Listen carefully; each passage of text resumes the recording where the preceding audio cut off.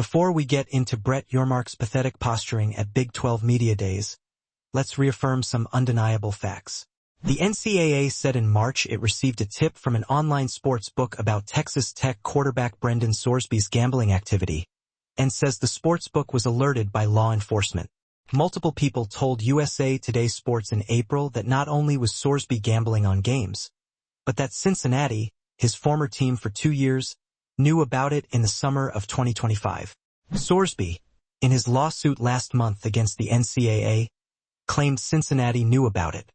Which brings us to Tuesday's Media Day, or the great grandstanding event for Yormark, the Big 12 Commissioner and P.T. Barnum of college sports. No moment is too big or too small to sell anything, and no moment sure as hell is lost. A member of the media asked a legitimate question, with a microphone, and loud enough for all to hear, that I'll paraphrase. Why isn't Cincinnati part of any investigation into Sorsby's gambling? So Yormark, who began the day announcing the Big 12's new entitlement partner would have a patch on the jerseys of all football and men's and women's basketball teams in the conference, and signage on playing fields/courts, because nothing screams college sports quite like the NASCARification of it all, seized the moment. Instead of simply answering the question with, "It's an ongoing process," Yormark decided to briskly strut to his left, stare at the media member and say, "Stand up, ask that question again, and then I'm going to give you the answer I want to give you." After the question was asked again, Yormark said, "We're going forward as 16 strong, and that's my answer to your question. As punk a move as you'll see at any of these events. Here's the answer we want, Brett. It's time for the Big 12 and NCAA to come clean about Cincinnati's alleged knowledge of Sorsby's gambling. If Cincinnati knew and played Sorsby anyway, there should be NCAA sanctions. If Cincinnati didn't, why let the university twist in the wind with the question everyone in the Big 12 wants answered? Now or never. Expansion clock is ticking. Do Big 10, SEC make final move? Season forecast, Big 12 football predictions, preseason awards, all conference teams. Instead, we get an adult professional trying to make another adult professional look and feel small for simply asking a question on everyone's mind. If you're not going to answer one way or the other, just say it's an ongoing investigation and move on. Because if it's not, I've got some serious problems with the way the Big 12 and NCAA are handling it.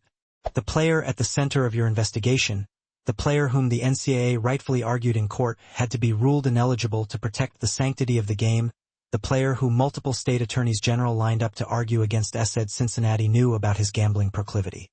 And that tip from a sports book? Give me a break. Sorsby had a legit gambling problem since 2022, placing thousands of bets with multiple accounts. We're supposed to believe that a sports book randomly and suddenly figured out his identity after more than 4 years of consistent, high-volume gambling by a tip from law enforcement, and then passed that tip on to the NCAA? Law enforcement isn't giving tips to sports books, people. They're going straight to the feds because gambling and throwing games is kind of a big deal. I'm not saying the NCAA lied in court filings when it claimed to receive a tip from a sportsbook that claimed it was alerted by law enforcement. I'm saying someone informed someone along the chain of Sorsby's gambling. Gee, I wonder who that was? Cincinnati was in the middle of an ugly nil divorce with Sorsby, who owed the university $975,000 to break his 2-year deal. Only Sorsby didn't think he owed a dime. Not only that, Sorsby left for Texas Tech, a Big 12 rival and the one school in the conference that doesn't give a flip about overpaying players and doing everything it can to keep up with the Big 10 and SEC. But I'm sure it was just a random tip from a sports book from a random law enforcement source at a random time. All of our student athletes receive extensive gambling education multiple times throughout the year, and we would never knowingly play an athlete who violated NCAA sports wagering regulations. A Cincinnati statement said in June after Ron Slavin, Sorsby's agent, went on a radio show in Dallas and claimed Cincinnati knew all about Sorsby's gambling activity. That was before Sorsby's lawsuit filing against the NCAA became public in June, and before Sorsby dropped the bomb that Cincinnati knew all about it, and before Yormark decided to peacock on the stage at Big 12 Media Days, turning it into his own personal sideshow under the big tent. Nothing was going to overshadow his day, baby. Especially not a member of the mean media asking a question everyone in his conference wants answered.